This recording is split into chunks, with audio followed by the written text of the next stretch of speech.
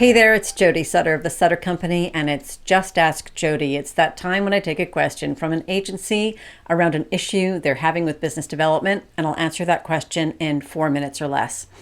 And today the question is, should we say yes to pay-to-play speaking opportunities? And the answer is maybe. Okay, so it's maybe because I do think that pay-to-play speaking opportunities can be very expensive. So you have to you have to make good decisions around that, but they can also be effective. But there are a few things you got to have in place first. Number one, you got to make sure you are talking to the right audience.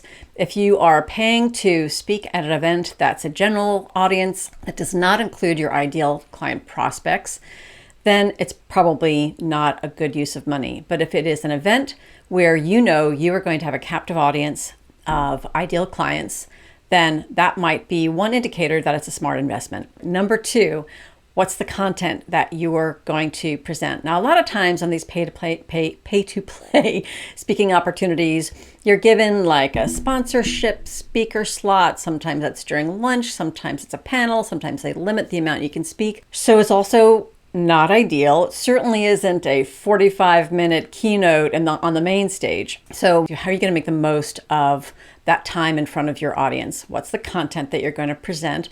And what is the call to action that you're going to include at the end of that presentation? You also might want to think about, how are we going to lead up to this event with additional content that starts to tease the idea and get people interested in what ideally is something that's going to be thought-provoking, and get people to consider a behavior change that you might be able to help them with. And like I said, again, you want to give them some way at the end, if they liked what they heard, to get in touch with you. Okay, the third thing that is really important to make the most of pay-to-play speaking opportunities is you got to be willing to work the list. In most cases, the benefit of paying to speak at an event is that you get some form of attendee list. In some cases, you get the full list: name, title, place where they work, email, phone number, although that I find is getting rarer and rarer. But you probably will get some access to that. A lot of times now you'll get an app that will give you the ability to connect with others at the event, but you have to get them to opt in to tell you more about them. Anyway, you're going to get some sort of access to the attendees. How are you going to make the most of it? This entails both leading up to the event, if you can get the list beforehand, and of course after the event. If you've just invested all this time in being there and traveling to the destination, if it's a live in-person event, how are you following up with the people that you met and even the people you haven't met?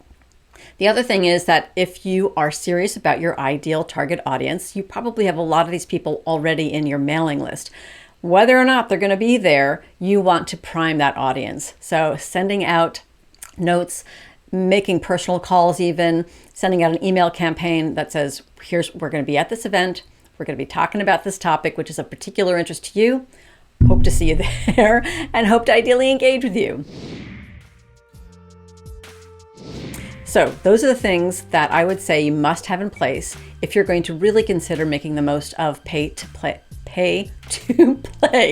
speaking events. Number one, are you talking to your ideal audience? Number two, do you have content that's going to appeal to your ideal audience, that's going to get them to trigger an action, or it's going to trigger an action that's going to get them to want to talk to you, learn more about working with you? And three, are you willing to do the legwork, the important stuff before and after, to make sure you are working the list and maximizing your contacts there? That's it for this Just Ask Jody. If you've got a question you want me to answer on another Just Ask Jody, you can email that to me at jody@thesuttercompany.com. See you next time.